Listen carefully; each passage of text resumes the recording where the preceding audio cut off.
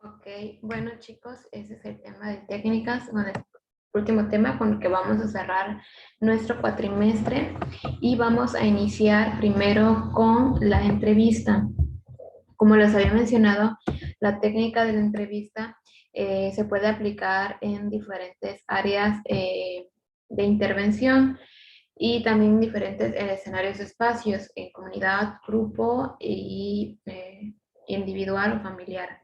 Hablando de atención aplicada al individuo, pues la entrevista, como pueden ustedes visualizar, se tiene que generar en un contacto directo con el usuario. Aquí debemos de manejar nosotros ciertas, ¿cómo llamarlo? Técnicas quizás de cortesía o independientemente de cortesía, ciertas formas de comportamiento, sobre todo para poder desarrollar una confianza con el usuario y esto nos va a permitir que él se pueda abrir de alguna manera para que pueda haber una comunicación fluida. Podemos observar la diapositiva que refiere que es mediante una técnica de comunicación, es una técnica esencial del trabajo social que permite una relación personal, desarrolla habilidades para escuchar al usuario, tiene un proceso de apoyo que siempre estará acompañado de más entrevistas y también es importante recordar que mencionando nuestro código de ética, pues siempre tiene que haber una confidencialidad, no juzgar, etc. Bueno, nuestro momento de intervención de la entrevista siempre van a haber, como vimos hace rato, anterior diapositiva, diferentes etapas. Según el orden que establece, siempre va a haber una entrevista preliminar que lo vamos a conocer quizás o como aquellas entrevistas, como su nombre lo dice, urgentes o casos rápidos y que la presentación es de manera momentánea. Esto no quiere dar a entender de que quizás en su momento no fue una entrevista programada, pero sí nos va a permitir tener el primer acercamiento con el usuario. Después, de manera formal, por llamarlo de esta manera, vamos a tener la primera entrevista en la cual ya teniendo el tema a tratar y teniendo un plan de qué se va a abordar, pues vamos a tener nuestro primer acercamiento con el usuario y vamos a establecer cuáles son los objetivos o de sobre qué se va a tratar la intervención. Es necesario y muchas veces va a suceder que no vamos a poder lograr un cambio o un resultado en la primera entrevista. Y esto da como resultado a que vamos a necesitar de otras entrevistas para poder obtener el objetivo final. Y por último, tenemos la entrevista final o terminación. Seguimos dentro de la entrevista, porque es un tema un poco amplio. Aquí la diapositiva nos refiere de qué tenemos o qué hacer o comportarnos en la primera entrevista. Ustedes, pues aquí lo pueden visualizar, dice que el trabajador social debe ser especialmente cuidadoso porque de ello dependerá parte del éxito del trabajo profesional. Eso quiere decir que aquí pues se tienen que plantear, como les dije hace rato, los cimientos de comunicación, crear un vínculo de confianza, de respeto y que él se sienta o ella se sienta cómodo al estar con nosotros. ¿Cómo? Pues en la manera en que nos comunicamos, en la manera que observamos, en cómo entablamos la comunicación.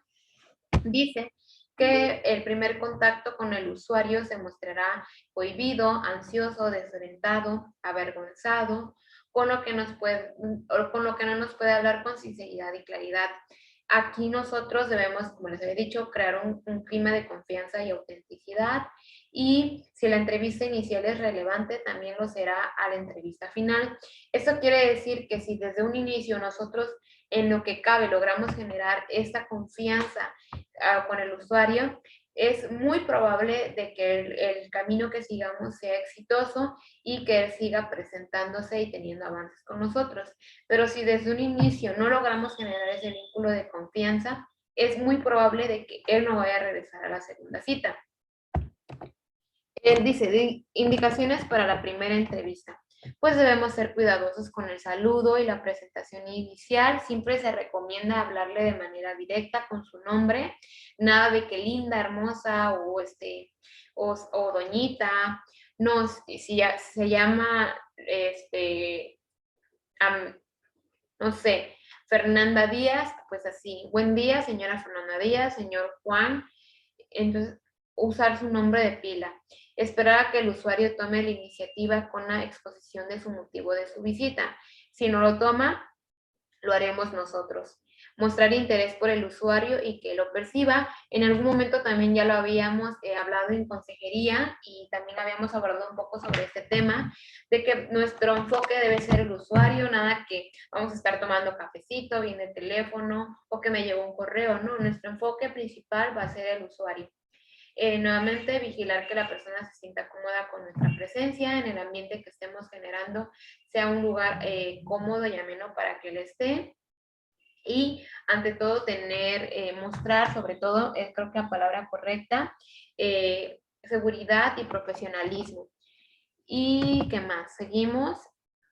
La dinámica. Bueno, aquí la dinámica hace referencia en cómo debe ser. En antes de la entrevista, si tenemos que realizar una reunión, lo indicado, lo correcto, es que nosotros realicemos primero una cita formal. Un ejemplo, si estamos en un DIF, no en un DIF, si es más como temas legales, por llamarlo de esta manera, sobre conciliaciones y mediaciones, pues si alguien vino y nos dio la queja, o sea, si nos enteramos del caso por una tercera persona, lo correcto es que se le cite, se le mande un citatorio para que acuda. Si en este caso, un ejemplo, la esposa viene y, no, vamos a cambiar el ejemplo. Si un hijo y viene y dice, es que mi mamá, tengo problemas con ella de comunicación, últimamente la pasamos peleando, entonces ella expuso que, se podría decir que esa es la primera entrevista urgente, la preliminar.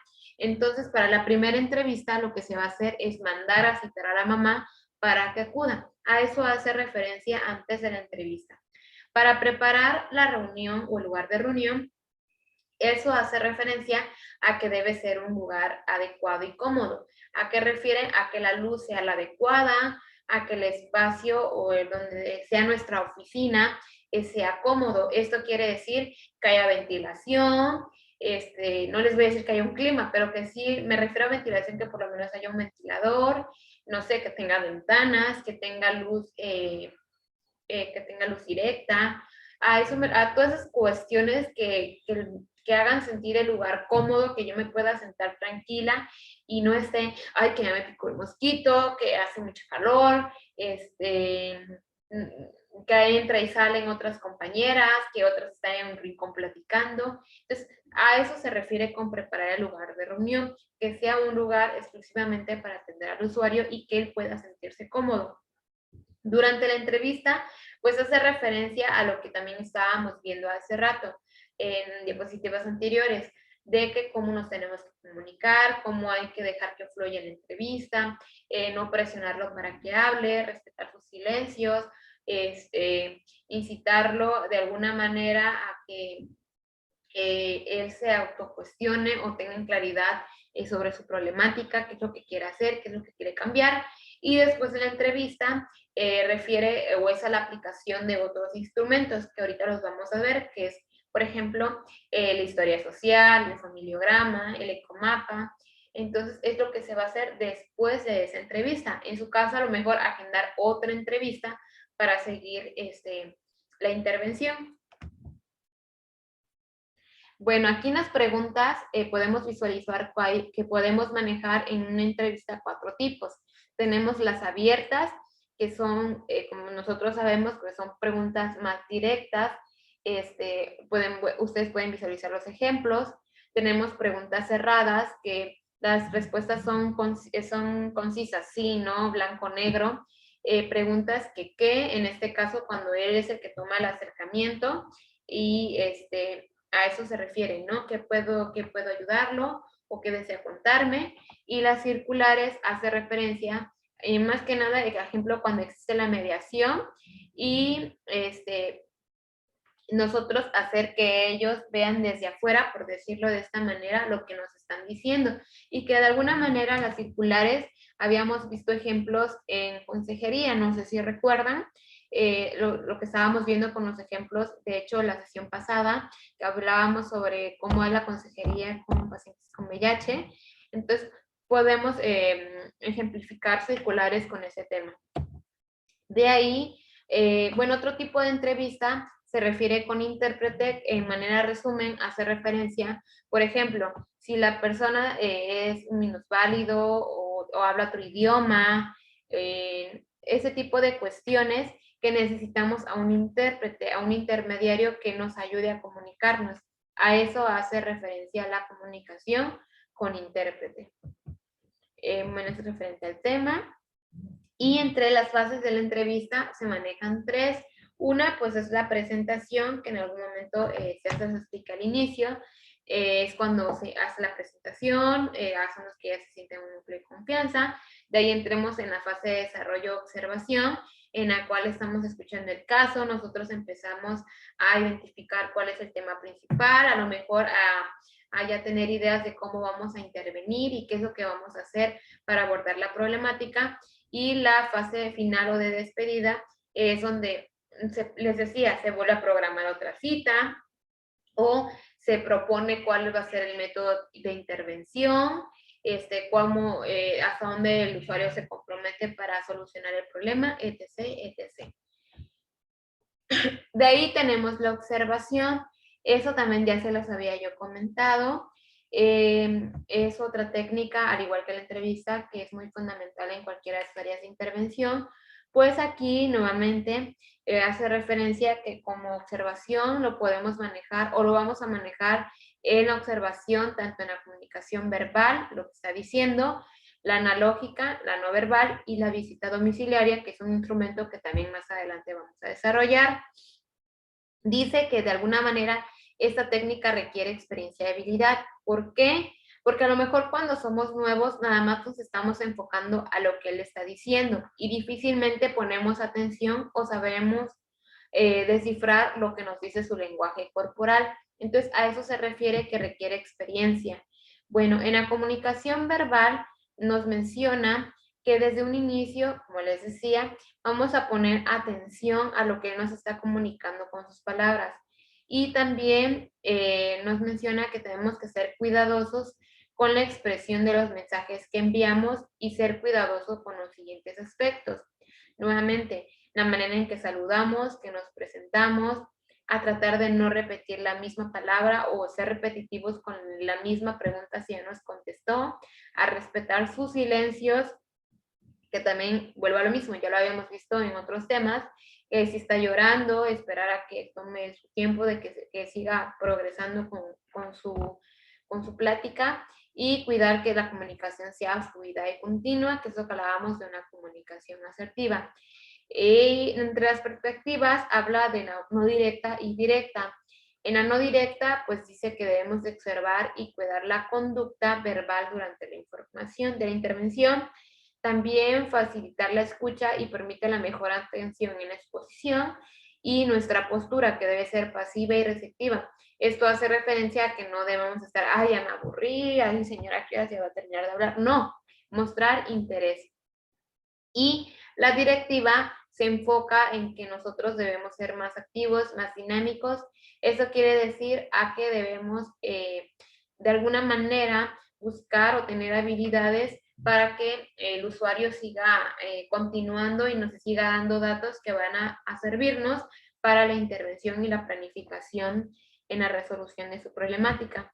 En la observación no verbal o analógica, hace referencia a lo que le tenemos que poner atención en el lenguaje no verbal de lo que nos está diciendo.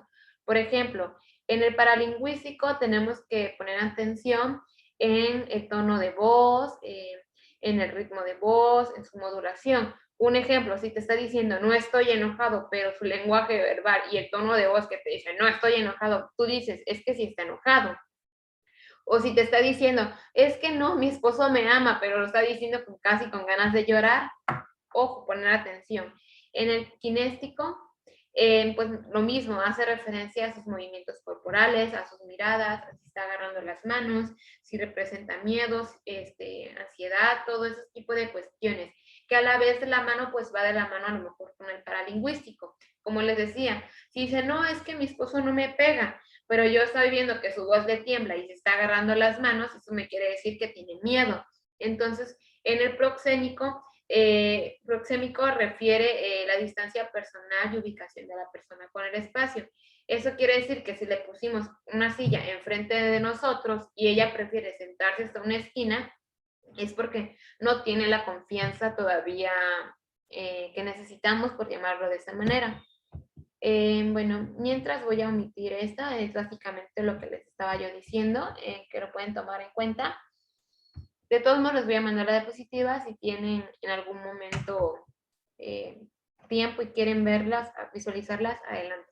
Bueno, en la visita domiciliaria, parte de la observación nos refiere, les decía ahorita, te los voy a explicar en otras diapositivas, pero hablando de la observación que vamos a impartir en la visita, refiere en qué puntos hay que poner atención. Bueno, aquí nos refiere que desde que estemos en el domicilio, siempre vamos a estar observando. Desde que llegamos en la comunidad donde está el domicilio, desde el techado del domicilio hasta cómo es por dentro. Vamos a estar observando, pero observando sin juzgar. No así de, ay, esa señora no lava sus platos. No, o sea, observando desde manera profesional. Y pues aquí lo dice, ¿no? Cuidar el comportamiento para no intimidar al usuario. Si yo estoy observando, pero con una cara de juzgar, de criticar, pues obviamente no se va a sentir cómodo, sino observar, pero como parte del procedimiento de la visita domiciliaria. El saludo inicial, como siempre, resultará fundamental para que se genere este vínculo de confianza. Eso hace referencia a que si ella con la confianza te va a abrir la puerta de su casa, que pases y te enseñe, o desde un inicio te va a cerrar las puertas. Nos da unas recomendaciones y en qué hay que poner atención. En la visita domiciliaria nos dice que hay que poner atención mediante la observación. ¿Cómo? Si nos está diciendo que viven, si tiene 2 cuartos, pero viven 10 personas, poner atención, ¿no? Y estudiar el orden y la limpieza de la casa. Como, por ejemplo, puede que le hayamos dicho de que íbamos a ir a hacer la visita mediante pues un citatorio. Probablemente, quizás, y nos vamos a encontrar de que, como sabe que vamos a ir, pues medio limpió su comedor y su cocina para que aparentemente esté limpia. Entonces, lo ideal que recomienda este libro es que llegue un punto en la visita donde tú digas, présteme su baño. Probablemente nunca se le ocurrió lavar el baño o limpiarlo. O otro ejemplo, y eso nos va a permitir ver su nivel de limpieza. O otro ejemplo puede ser de que si ella sobre todo para temas legales o para cualquier tema, independientemente, nos diga, es que en mi casa nada más vivimos 3, yo y mis 2 hijas. Y al entrar al baño, contamos los cepillos de dientes y vemos que hay 2 cepillos de adultos y 2 de niña. Esto quiere decir que ella no vive sola con sus 2 hijos, sino que a lo mejor ya está viviendo ahí su pareja o su nueva pareja. Entonces, a esos puntos dice que hay que ponerles atención. Otro punto, hay que ponerle atención cuáles son las condiciones, la humedad, si hay grietas, todo ese tipo de humedad en la casa. Entonces, a eso se refiere también con ponerle atención. Bueno, creo me pasé. Seguimos visita domiciliaria ya de manera formal, prosiguiendo con lo que vimos anteriormente, pues nos menciona que es una técnica de actuación que representa la particularidad de incluir otras 2 técnicas, y está compuesta de la observación y la entrevista, que facilita la interacción dialógica teniendo lugar en el ambiente en el cual la persona desarrolla su vida cotidiana y que se basa en un proceso de comunicación verbal y no verbal y se caracteriza por un objetivo definido, la investigación, asesoramiento, seguimiento y cierre profesional. De alguna manera nos va a ayudar para ver si la información que ella nos había dado antes es verídica. Por ejemplo, si le preguntamos a la aplicación del estudio socioeconómico, ¿cuántas televisiones tiene? Y ella nos dice, no, yo no tengo tele, pero al ir a hacer la visita domiciliaria identificamos que sí tiene tele y no tiene una, tiene 2. O nos había dicho que no tenía microondas y sí tiene. Entonces, todo este tipo de cuestiones mediante la observación nos va a permitir identificar en qué tanto dice la verdad y en qué tanto miente. Y también Sobre todo esta técnica sirve más en temas, les decía, legales, donde son de resguardo, de pensiones y todas esas cuestiones, porque a lo mejor para pensiones se está pidiendo un ingreso y necesitamos realmente saber si el porcentaje que se está pidiendo es el correcto.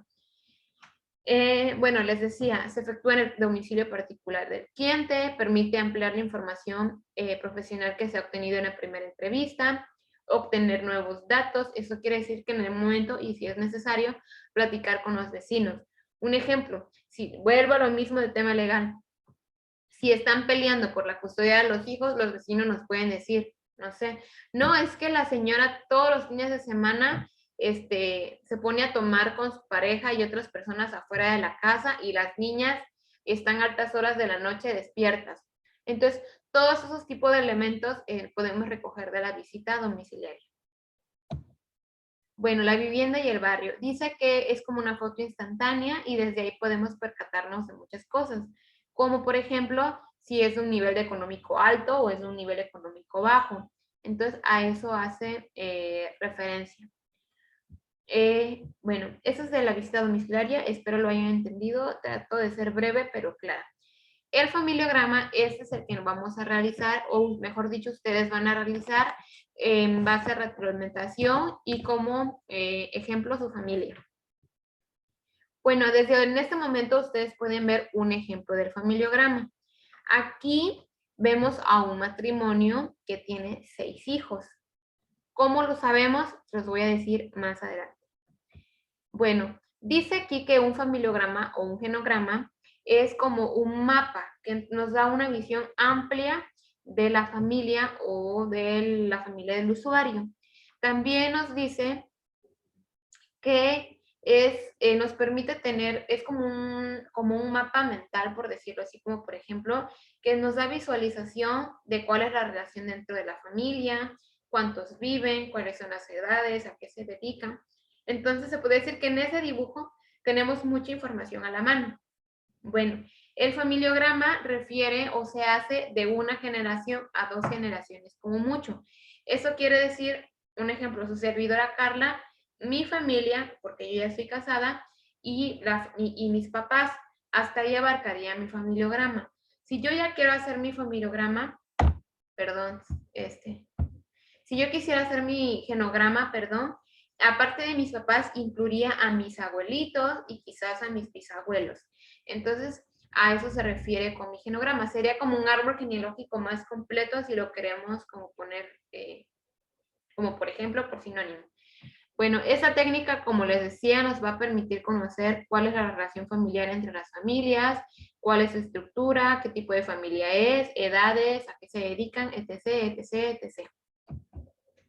Bueno, la lectura del familiograma y el genograma refiere que se hace tanto de manera vertical y horizontal.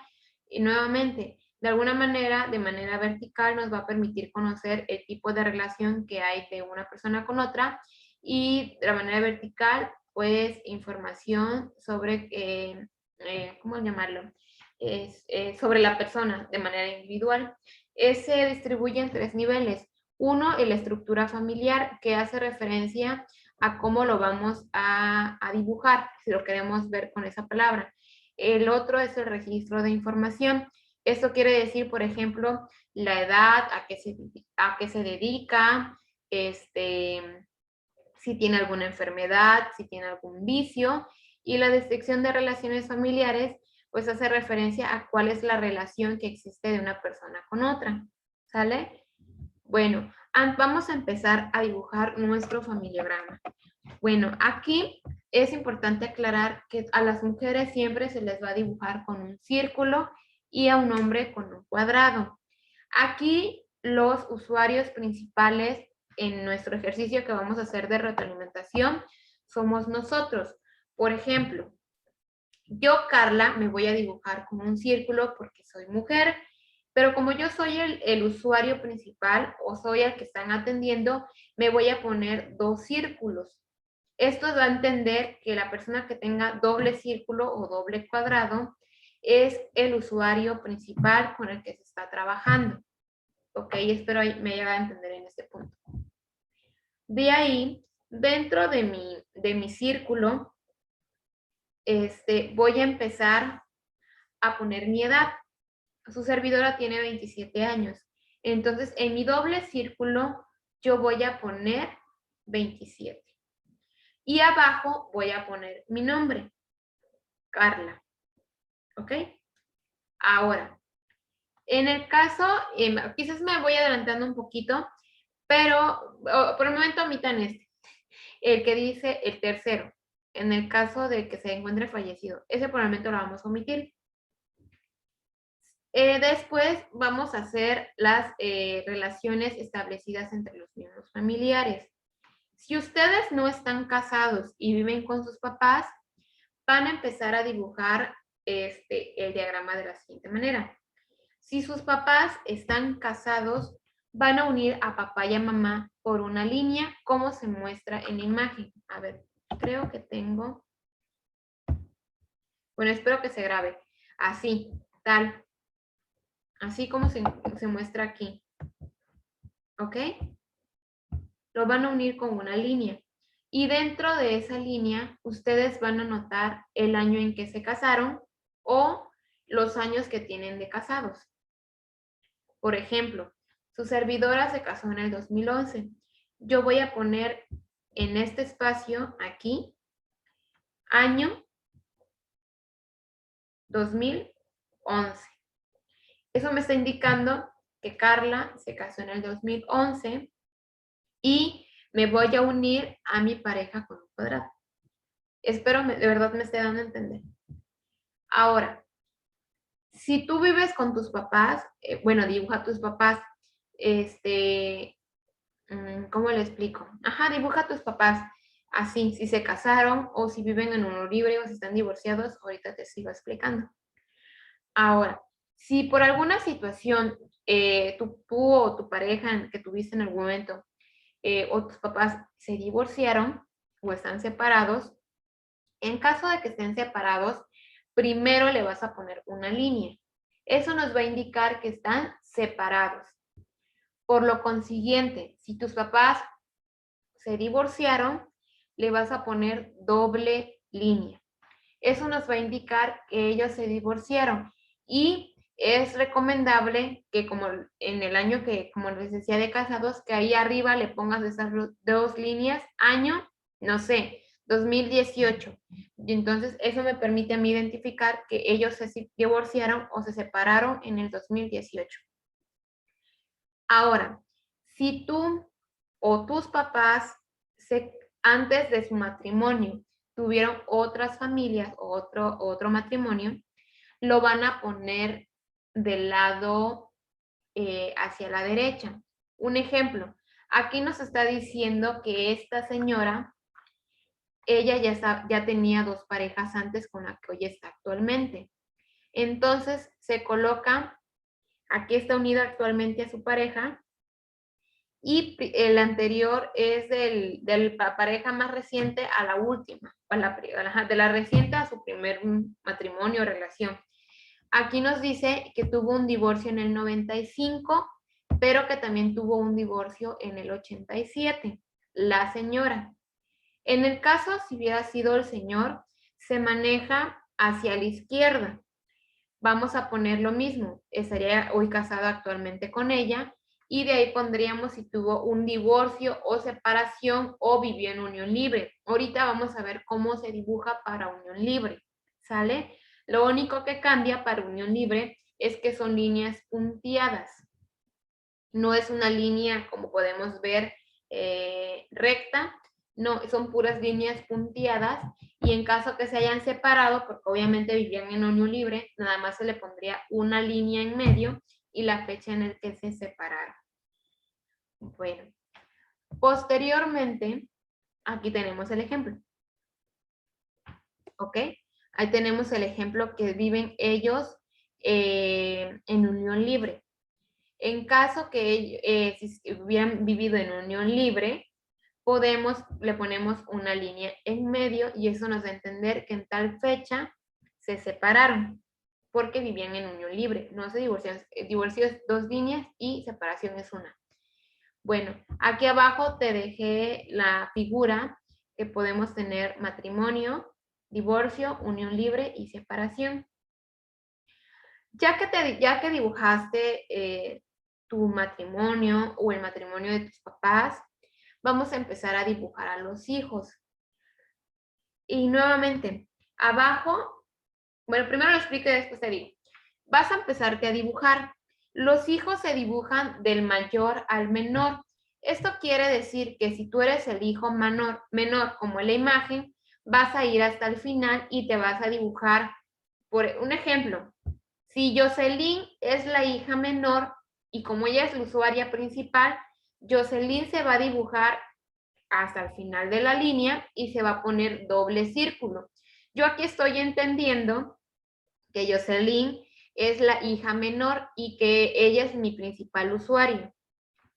Otro ejemplo, si Jonathan es el hijo mayor, entonces Jonathan se va a dibujar al inicio con doble cuadrado. O si Dulce María es la tercera o la segunda en el matrimonio de sus papás o en la unión familiar de sus papás, ella se va a dibujar en medio con doble círculo, siempre respetando el orden en que nacieron los hijos. Ok. Si tus papás o tú o tu pareja tienen hijos anteriores de la relación que tuvieron, lo mismo.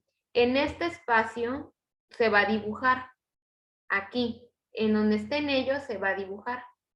Así damos por entendido que de ese matrimonio nacieron sus hijos. 1, 2, o si tuvo un aborto, que ahorita lo vamos a ver, también se va a dibujar, respetando su espacio donde le pertenece a ese matrimonio que duró tantos años. Solo a ese matrimonio. Hay que respetar los espacios para no confundirlos. Bueno, hasta este punto vamos, cómo vamos a dibujar a nosotros como hijos o en su caso a mis hijos. Es importante, y vuelvo a mencionar, nuestro familiograma va a abarcar de mis papás, o mejor dicho, de tus papás y tu familia actualmente. Si tú no estás casada o no vives en aparte, por decirlo así, nada más vas a dibujar a tus papás y a tus hermanos si es que tienes, y las personas que viven en tu casa. Por ejemplo, si tú vives con tus papás y vive tu hermana o tu hermano con tu cuñado y tu cuñada, los vas a dibujar porque viven en la misma casa. ¿Sale?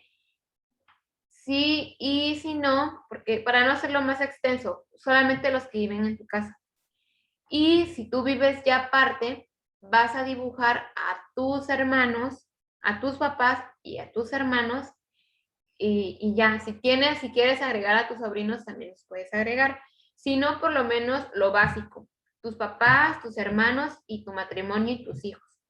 Si tú quieres y deseas hacerlo más completo, puedes agregar a la esposa de tu hermano, si tiene esposa o si vive en unión libre, y a sus hijos. Bueno, seguimos. Cuando hay hijos adoptivos, se representan de la siguiente manera.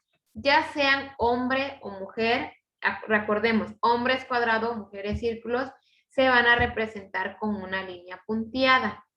Si son hijos porque son gemelos o son mellizos, de la siguiente manera, así como podemos observar, ¿sale? Así lo vamos a dibujar. Si en el matrimonio actualmente, un ejemplo, tu hermana está embarazada, la vas a dibujar así, que está embarazada, y la abajo le vas a poner tantos meses.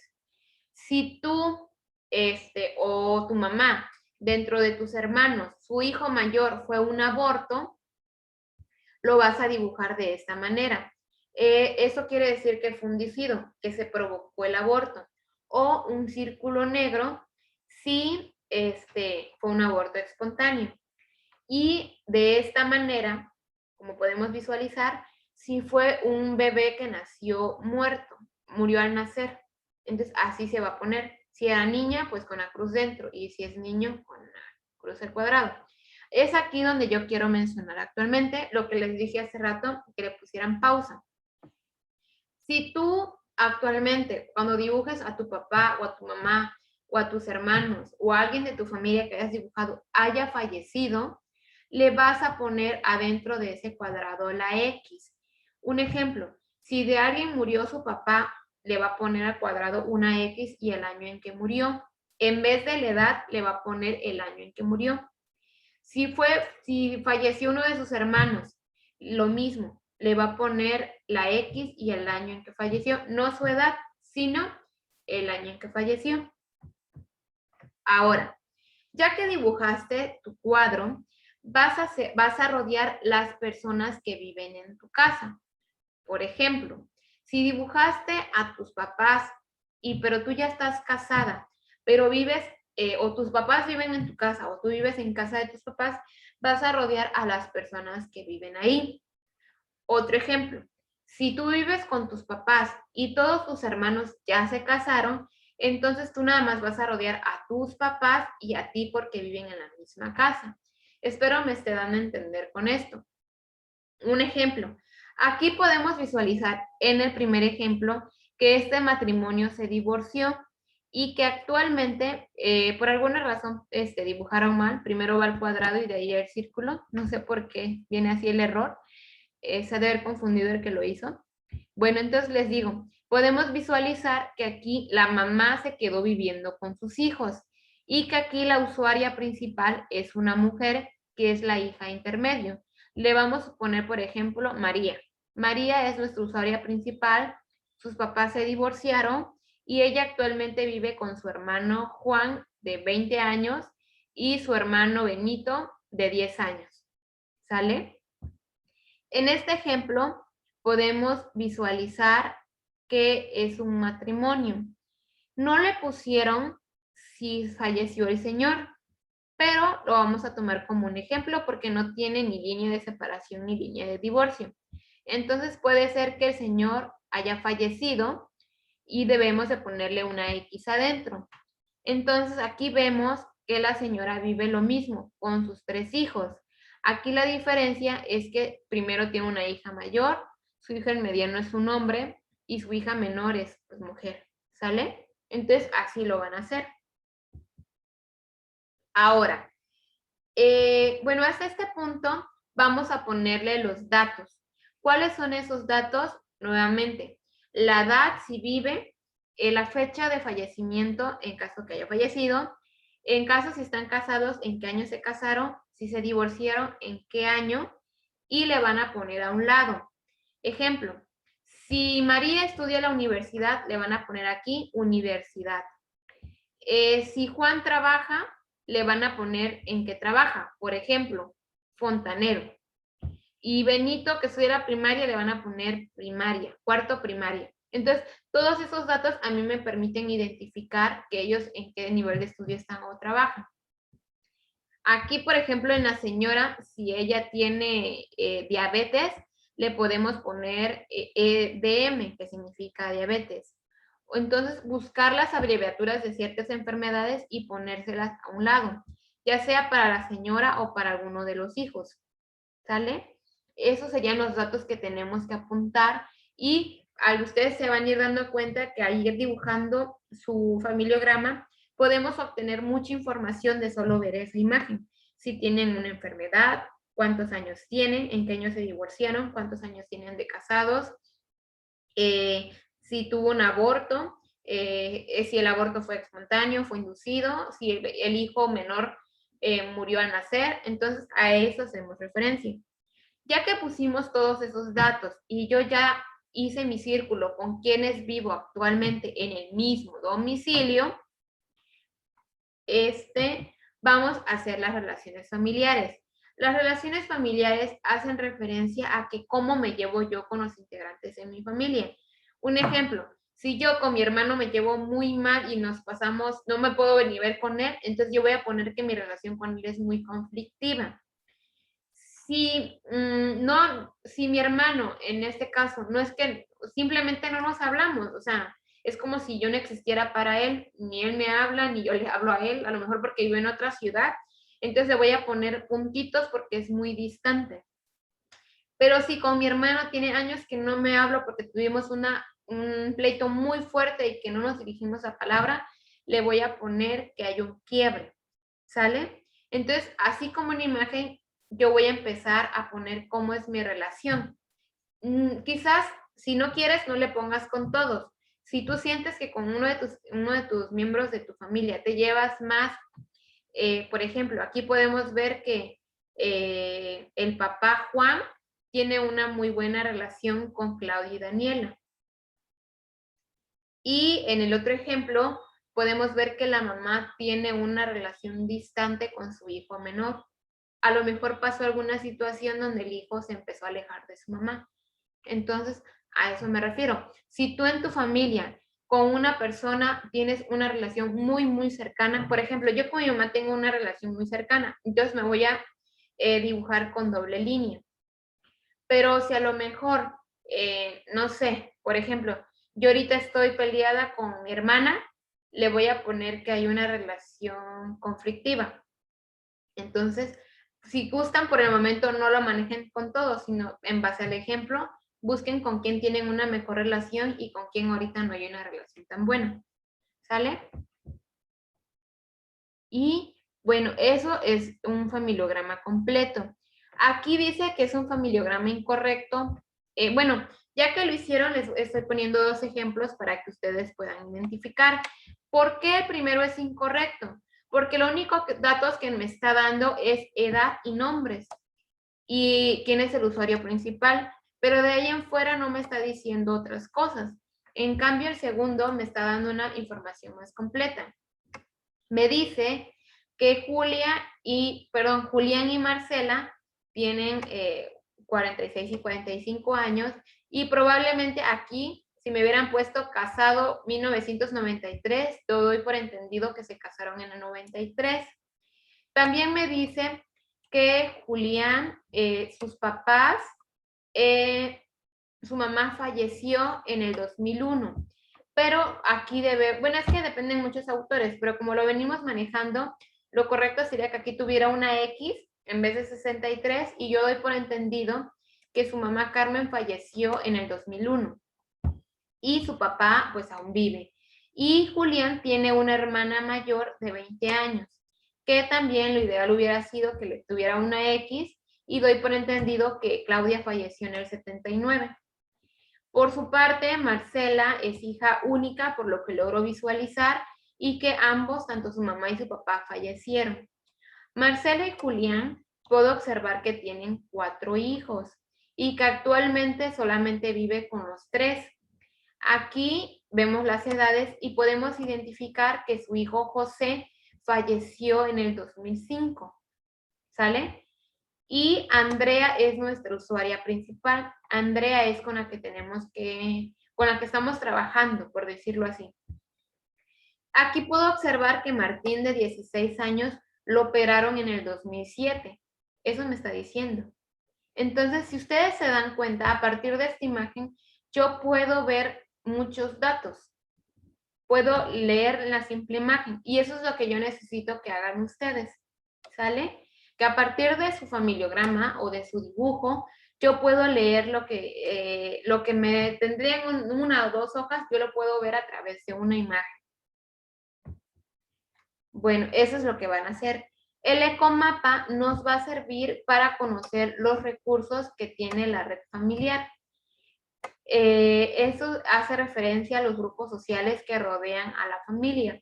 Y como vamos a ver más adelante, es en base se hace a partir del familiograma. Ya que tengo el familiograma hecho, alrededor voy a hacer mi ecomapa y voy a identificar con qué recursos cuenta. Aquí nos dice cuáles son las necesidades que se tienen que cubrir y el ejemplo del ecomapa aquí lo tenemos.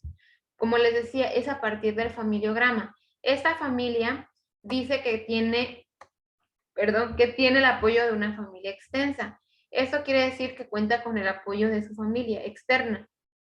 También nos dice que tienen un círculo de amigos. Aquí lo correcto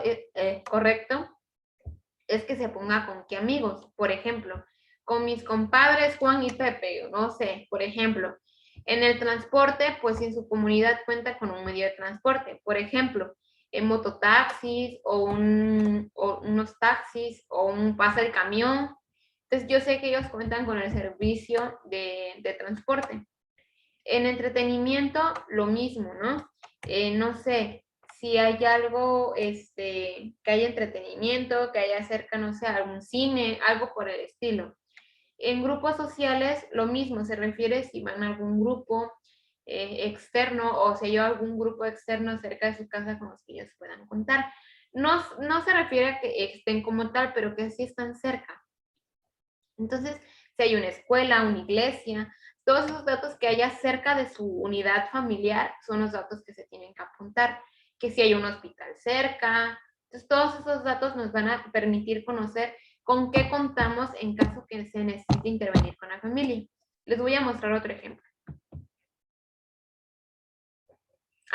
Bueno, aquí también refiere que se tiene que poner una unión o una línea. En ejemplo, si hay una iglesia cerca, nosotros debemos de poner una línea.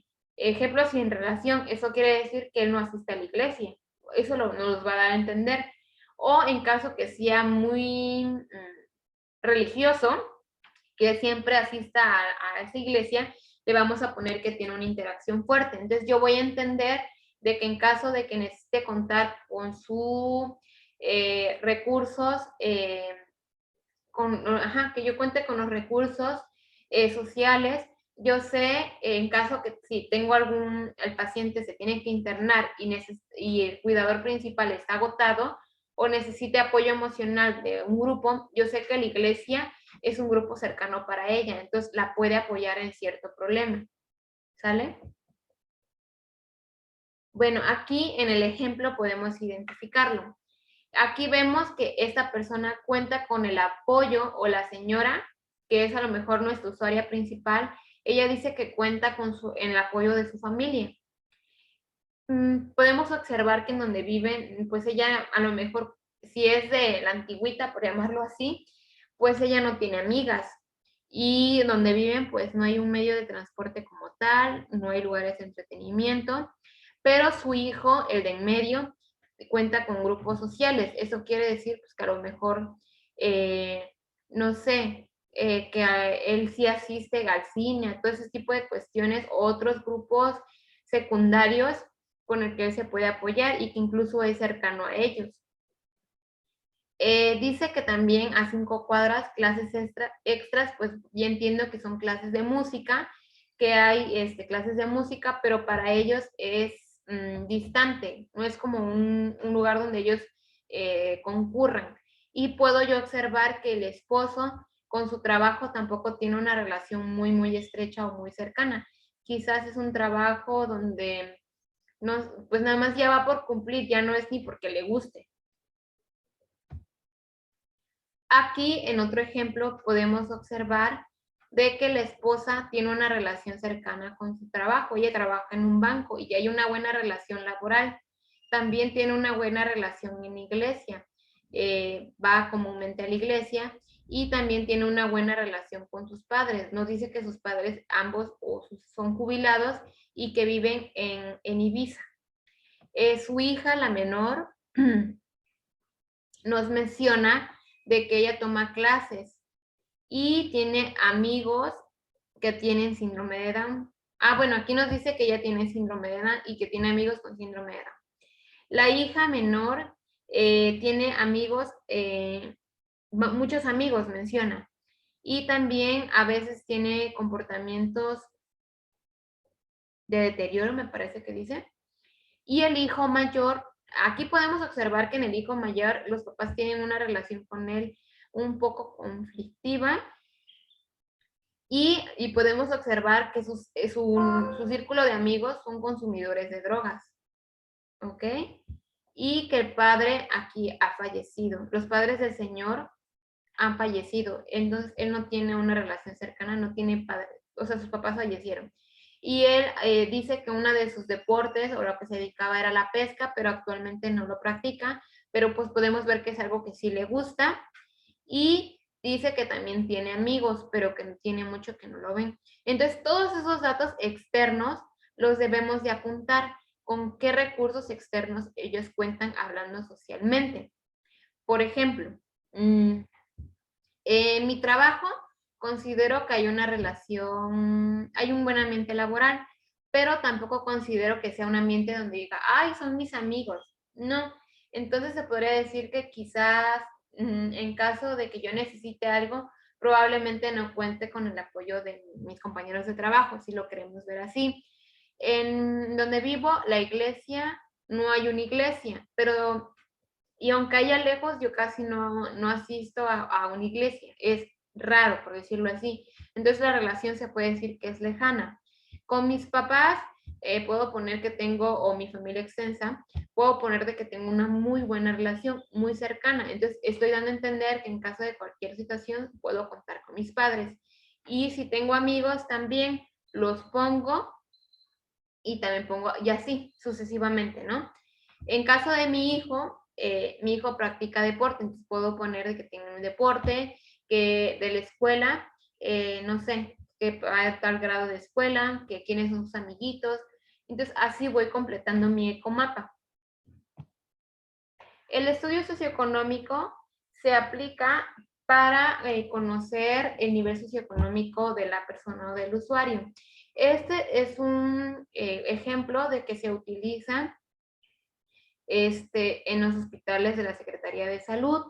Ustedes pueden observar, debí creo omitirlo, que bueno, aquí pues es de Salina Cruz, pero todos los hospitales de la Secretaría de Salud ocupan el mismo modelo.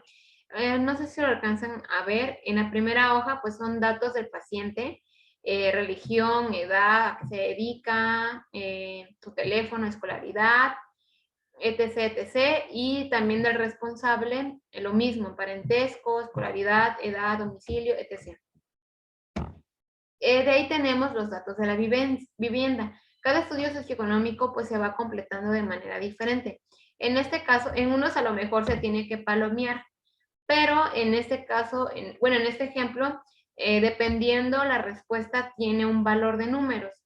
Ejemplo, si la casa es rentada prestada, tiene cierto número. Porque esto, al terminar el puntaje, nos va a permitir identificar en qué nivel socioeconómico está.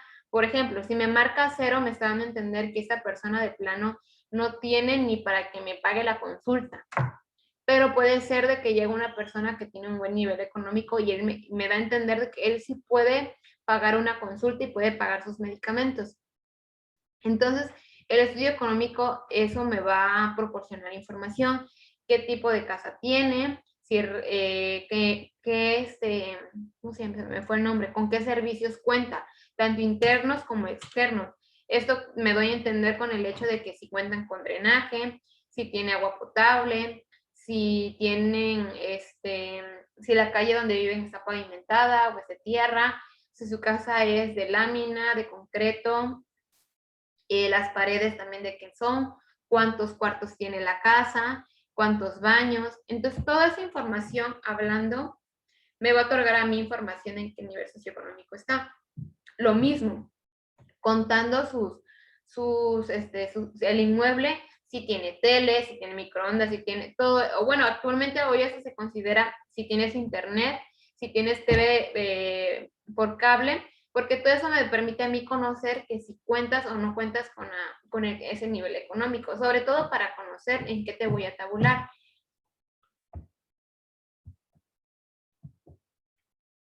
Y también tenemos las técnicas indirectas.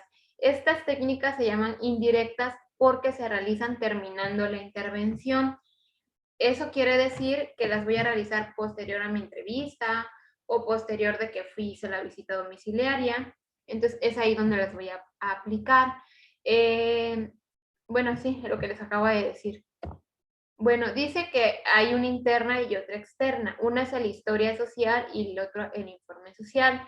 La historia social dice que se trata de registrar lo que pasó en el momento, lo que nos contó, lo que obtuvimos, y el informe social es un documento que se rellena de manera en síntesis o resumen y que se envía. Un ejemplo, yo cojo por ejemplo, ¿no? si estamos en algún, si damos consejería o estamos en una procuraduría del DIF o en alguna institución de, no sé cómo llamarlo, una asociación civil, y hay trabajo social y no sé, necesita el gestionamiento y es para un tema legal, a lo mejor este lugar legal, algún abogado nos puede pedir nuestro informe social y entonces va a ir dirigido a esa persona. Ejemplo, un juzgado, si el juzgado nos pide el informe social, ahí vamos a anotar en el informe social, a lo mejor va a ir todo lo resumen de la información que obtuvimos del estudio socioeconómico, de la visita domiciliaria, del familiograma, todo lo que obtuvimos de ahí lo vamos a decir en el informe, ¿sale? Es como por eso dice que es una síntesis de todo lo que se vio.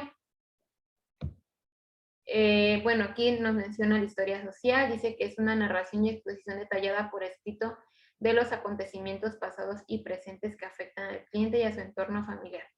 Por ejemplo, si tiene un problema, violencia familiar ahí dentro de esa familia, se pues explica, ¿no? Desde cuándo se viene dando esto y esa situación. Y también tenemos, bueno, también se rellena con estos datos, hay un machote, de hecho ahorita van a ver la imagen, y en cada apartado se va a ir rellenando así como lo ven en la imagen. Ahí lo podemos ver. Sobre todo siempre va a llevar los elementos principales, que son sus datos personales y cómo se ha compuesto su familia, todo esto.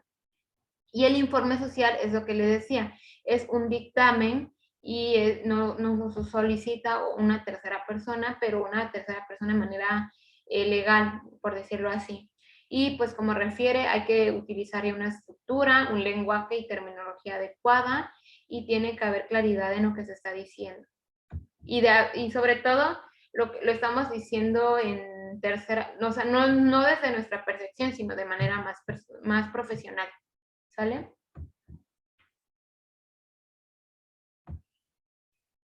Bueno, el plan de intervención pues hace referencia a ejemplo de la primera entrevista de cómo vamos a intervenir, en este caso de cómo vamos a resolver la problemática. Eso es más, ¿cómo se le puede llamar? No sé, si hay problemas de comunicación dentro de casa, ¿cómo lo vamos a manejar? A lo mejor a empezar a invitar en base a algún modelo de los que vimos, no sé, vamos a trabajar con el modelo de atención se trata de una tarea, en donde la persona dice que se compromete a que va a tratar de cambiar su comportamiento, de que ya va a tratar de poner en práctica la escucha activa. Entonces, todo eso se refiere al modelo de intervención. ¿Cómo es que vamos a ir avanzando poco a poco para lograr el objetivo? Y pues serían todos por el momento. Espero de verdad que me hayan entendido. Yo sé que sobre la marcha vamos o se va a ir comprendiendo estas técnicas por el momento, y como les mencionaba, pues es importante, creo que el que más tienen que comprender para dibujarlo y se tienen que poner bien las piezas, si lo queremos ver de esa manera, pues es el familiograma y el ecomapa. En el plan de intervención, por lo regular, eso se pondría más en práctica si están les decía, en un DIF, en una procuraduría, en alguna asociación civil. Entonces, cuestiones donde tenemos que aplicar modelos de intervención. Bueno, entonces, cualquier duda me avisa. No puedo colgar. Tengo problemas. Mira. Ay, no.